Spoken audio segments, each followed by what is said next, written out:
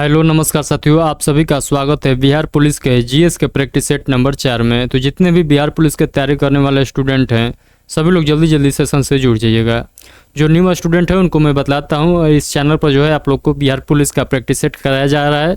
तो अगर आप लोग चाह रहे हैं कि बिहार पुलिस में इस बार सिलेक्शन होना, बहुत कम समय बचा है, तो आप लोग प्रैक्टिस सेट ज़्यादा से ज़्यादा लगाइए। और इस चैनल पर आप लोग को जो है पर डे 2 प्रैक्टिस सेट देखने को मिलेगा। तो आप लोग इस चैनल को भी सब्सक्राइब कर लीजिएगा। और जो है पहले प्रैक्टिस सेट हो चुका है, अगर आप लोग नहीं देखे हैं तो उससे ज़रूर देख लीजिएगा। चलिए हम लोग इस सेशन को बिना किसी देरी के स्टार्ट करते हैं। तो सबसे पहले आप लोग क्वेश्चन पढ़िएगा। पहला क्वेश्चन आप लोग के सामने कर है, प्राचीन भारत में निष्क क्या था। तो प्राचीन भारत में जो है निष्क क्या था, तो इस क्वेश्चन का राइट आंसर बताइएगा स्वर्ण मुद्रा था। यानी इस क्वेश्चन का right answer option number A हो जाएगा। यानी प्राचीन भारत में जो है निष्क क्या था, तो ये एक स्वर्ण मुद्रा था। तो ये आप लोग को याद रखना है। देखिए ये क्वेश्चन जो है बिहार पुलिस कांस्टेबल परीक्षा जो है 29/12/2019 में पूछा गया क्वेश्चन है। तो ये आप लोग देख सकते हैं। अगले क्वेश्चन देखिए, अगर निम्नलिखित में से कौन जो है गुप्त युग के प्रमुख गणितज्ञ खगोलविदों में से एक था। तो आप लोग बताइएगा इस क्वेश्चन का राइट आंसर क्या हो जाएगा। इस क्वेश्चन का राइट आंसर हो जाएगा आर्यभट्ट। आर्यभट्ट आप सभी लोग जानते हैं। इस क्वेश्चन का right answer option number C हो जाएगा। चलिए अगला क्वेश्चन देखिए, कर है कथा सरित सागर के लेखक कौन थे। तो आप सभी लोग इस क्वेश्चन का राइट आंसर बताइएगा। सामदेव थे, यानी ऑप्शन नंबर सोमदेव थे, यानी ऑप्शन नंबर सी इस क्वेश्चन का राइट आंसर हो जाएगा। जितना भी क्वेश्चन मैं आप लोगों को कराऊंगा सभी क्वेश्चन जो है ये बिहार पुलिस के जो है बिहार पुलिस एसआई और कांस्टेबल के एग्जाम में पूछा हुआ क्वेश्चन आप लोग को सामने दिखाई देगा। तो आप लोग ये क्वेश्चन देखकर आप लोग अनुमान लगा सकते हैं कि आप लोग के एग्जाम में जो है कैसा क्वेश्चन पूछा जाएगा। तो आप लोग क्वेश्चन को देखते चलिएगा। कर है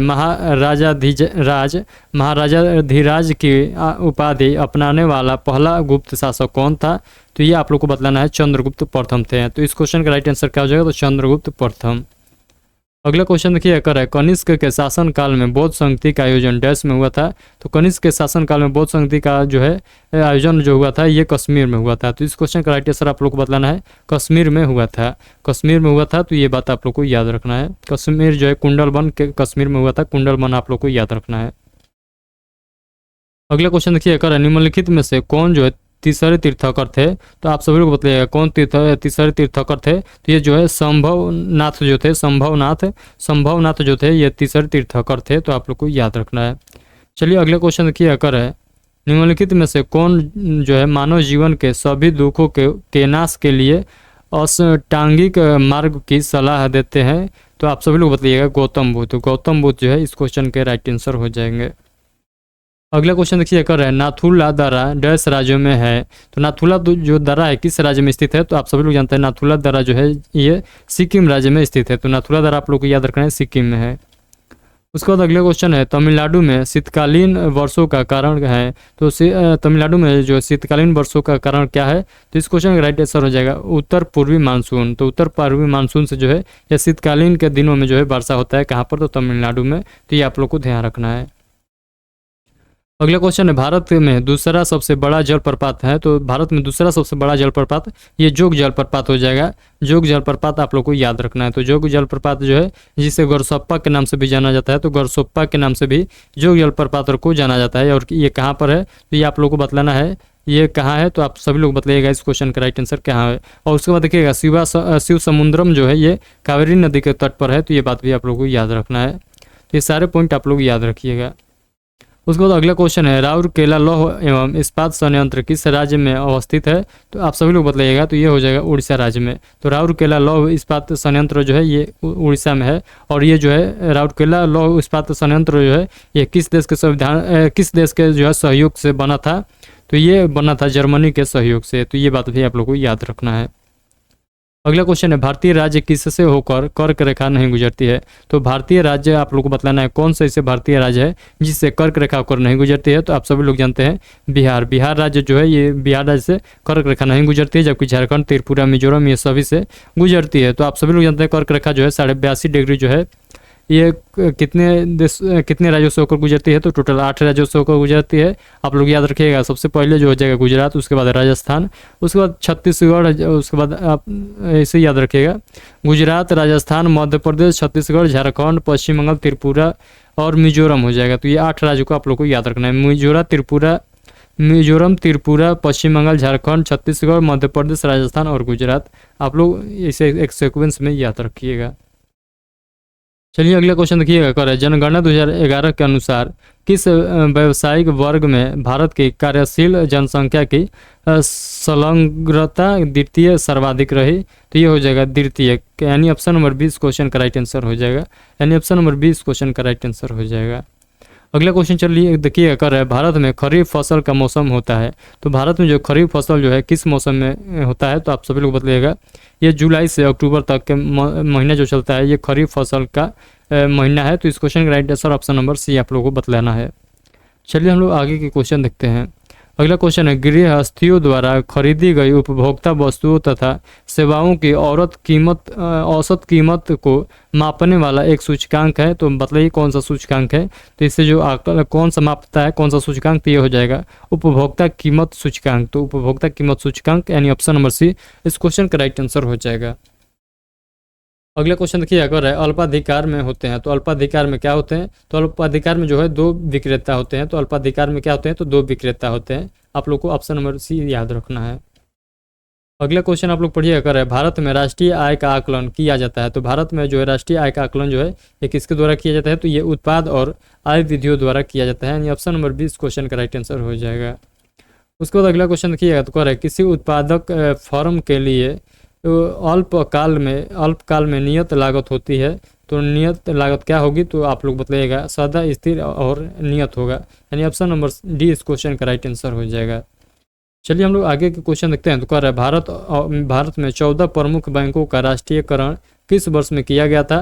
तो वो 14 बैंकों का जो राष्ट्रीयकरण किया गया था किस वर्ष में? तो आप सभी लोग बताना है। 1969 ईस्वी में किया गया था। 19 जुलाई 1969 आप लोग को याद रखना है। 19 जुलाई 1969 इस डेट को आप लोग को याद रखना है। अगला क्वेश्चन है, पंचायती समिति के सदस्य अक्सर 10 वर्षों के लिए चुने जाते हैं। तो पंचायत समिति के सदस्य जो है आप सभी लोग जानते हैं ये कितने वर्षों के चुने जाते हैं? तो 5 वर्षों के लिए चुने जाते हैं। तो पंचायत समिति के सदस्य जो है ये 5 वर्षों के लिए चुने जाते हैं। ये सारे पॉइंट आप लोग को याद रखना है। अगला क्वेश्चन है, राज्यसभा के सदस्य का कार्यकाल होता है। तो राज्यसभा यहाँ पर बात कर रहा है। तो राज्यसभा आप लोगों से पूछेगा तो राज्यसभा आप लोग को 6 साल बताना है, और यहीं पर लोकसभा पूछ लेगा तो आप लोग को 5 वर्ष बतलाना है। तो राज्यसभा पूछा है इस क्वेश्चन में, तो आप सभी लोग बतलाइएगा 6 वर्ष होता है राज्यसभा सदस्य का कार्यकाल। अगले क्वेश्चन सभी लोग पढ़िए, कर है डॉक्टर भीमराव अंबेडकर निम्न में से किसके साथ संबंधित नहीं थे? तो आप सभी लोग बतलाइएगा कौन किससे जो है संबंधित नहीं थे? तो ये जो है राज्य पुनर्गठन आयोग से संबंधित नहीं थे, यानी ऑप्शन नंबर सी इस क्वेश्चन का राइट आंसर हो जाएगा। अगला क्वेश्चन देखिएगा, नस्लवाद का अर्थ होता है। तो नस्लवाद का अर्थ क्या होता है? तो ये होता है रंग भेद होता है, यानी नस्लवाद का अर्थ होता है रंग भेद। तो ये आप लोग को याद रखना है। अगला क्वेश्चन है, लोकतंत्र को सफल बनाने के लिए क्या करना चाहिए? तो लोकतंत्र को सफल बनाने के लिए जो है क्या करना चाहिए? तो सबसे पहले बेरोजगारों को रोजगार देना चाहिए। उसके बाद आप लोग को क्या करना है? तो सुदृढ़ पंचायत राज का गठन करना चाहिए। उसके बाद देखिएगा तो अगला पॉइंट जो है, नागरिकों को ईमानदार और उत्तरायु होना चाहिए, यानी जो है नागरिकों का जो है ईमानदार होना चाहिए। तो ये आप लोग को ध्यान रखना है। तो इस क्वेश्चन का राइट आंसर हो जाएगा ऑप्शन देखिएगा यहाँ पर जो है निर्देश लिखा गया है, यानी पहला और तीसरा और जो है चौथा सही हो जाएगा। तो इस क्वेश्चन का right answer option number B हो जाएगा, जिसमें फर्स्ट, तीसरा और चौथा का जिक्र किया गया है। तो इस क्वेश्चन का right answer option number B हो जाएगा। उसके बाद आगे के क्वेश्चन देखिएगा।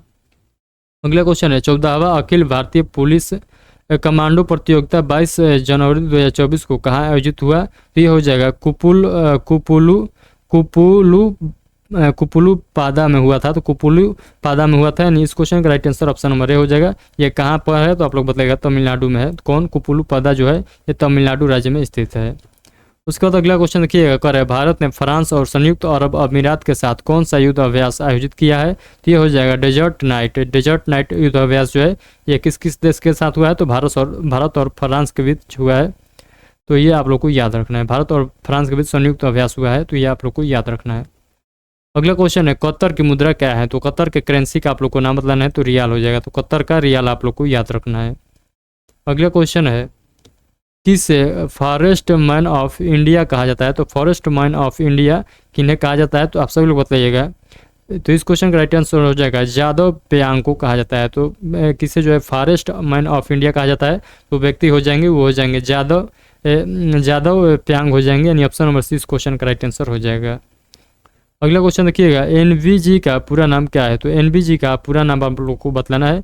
तो एनजीबी का पूरा नाम यानी फुल फॉर्म आप लोगों को बतलाना है एनजीबी का।